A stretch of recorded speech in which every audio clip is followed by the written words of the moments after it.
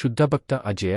ಒಂದು ದೇವೋಪಾಖ್ಯಾನ. ಅಗ್ನಿಹೋತ್ರಿಯರು, ವೇದಪಠಕರು, ಪುಣ್ಯಸ್ನಾನಿಗಳ ಹತ್ತಿರವೂ ದೇವರು ಎಲ್ಲಿರಬಹುದು. ಆದರೆ ಕೆಲವೊಮ್ಮೆ ದೇವರು ಕಾಡಿನ ತಪ್ಪಾಗಿರುವ ಅನಬುದ್ಧಿ ಭಕ್ತನ ಮನದೊಳಗೆ ಇಳಿದುಕೊಳ್ಳುತ್ತಾನೆ. ಅಜಯ ಒಂದು ಅರಣ್ಯದ ಮಧ್ಯೆ ಬಾಳುತ್ತಿದ್ದ ಸಾಮಾನ್ಯ ಬೇಟೆಗಾರ. ಮಿತ ಮಾಡಿದ ಬದುಕು, ಅನೇಕ ಚಿರತೆ ಕಾಡುಕೋಣಗಳ ನಡುವೆ ನಡೆಯುತ್ತಿದ್ದ ದಿನಚರಿ. ಜಾತಿಯೆಂದರೆ ಗೊತ್ತಿಲ್ಲ, ಪೂಜೆಯೆಂದರೆ ಕಂಡಿಲ್ಲ. ಆದರೆ ಆತನು ಪ್ರತಿದಿನವೂ ಬೆಳಿಗ್ಗೆ ಕಾಡಿನ ಎತ್ತರದ ಬೆಟ್ಟದ ಮೇಲಿರುವ ಒಂದೇ ಒಂದು ಶಿವಲಿಂಗದ ಮುಂದೆ ತನ್ನ ಬೇಟೆಯ ಫಲವನ್ನು ಸಮರ್ಪಿಸುತ್ತಿದ್ದನು. ಪೂಜೆ ಹೇಗೆ ಮಾಡಬೇಕು ಗೊತ್ತಿರಲಿಲ್ಲ, ಆದರೆ ಈ ದೇವರು ನನ್ನ ಸ್ನೇಹಿತ, ನನ್ನ ಅಪ್ಪ ಎಂಬ ಭಾವ ಇತ್ತು. ಒಂದು ದಿನ ಕಾಡಿನಲ್ಲಿ ಅಜಯನಿಗೆ ಕಾಣಿಸಿಕೊಂಡಿದ್ದ ಹೃದಯ ವಿದ್ರಾವಕ ದೃಶ್ಯ. ಒಂದು ಸನ್ಯಾಸಿ ಕಾಡಿನೊಳಗಡೆ ಕಸಿದು ಹಾಕಲ್ಪಟ್ಟ ತೀವ್ರ ಗಾಯಗಳಿಂದ ನರಳುತ್ತಿದ್ದನು. ಅಜಯ ತಕ್ಷಣ ತನ್ನ ಮನೆಗೆ ಕರೆದುಕೊಂಡು ಹೋಗಿ ಸನ್ಯಾಸಿಗೆ ಔಷಧ, ಆಹಾರ ಕೊಡಲು ಆರಂಭಿಸಿದ. ಇನ್ನು ದಿನಗಳ ಕಳೆದಂತೆ ಆ ಸನ್ಯಾಸಿ ಕೊಂಚ ಚೇತರಿಸಿಕೊಂಡ. ಆದರೆ ಅವನು ಅಜಯನಿಗೆ ಒಂದೇ ಪ್ರಶ್ನೆ ಕೇಳಿದ. ನೀನು ಇಷ್ಟು ಪ್ರೀತಿಯಿಂದ ನನ್ನನ್ನು ನೋಡಿಕೊಳ್ಳುತ್ತಿದ್ದೀಯೇ, ದೇವನಿಗೂ ಏನೇನಾದರೂ ಸಮರ್ಪಿಸುತ್ತೀಯಾ? ಅಜಯ ನಗುತ್ತಾ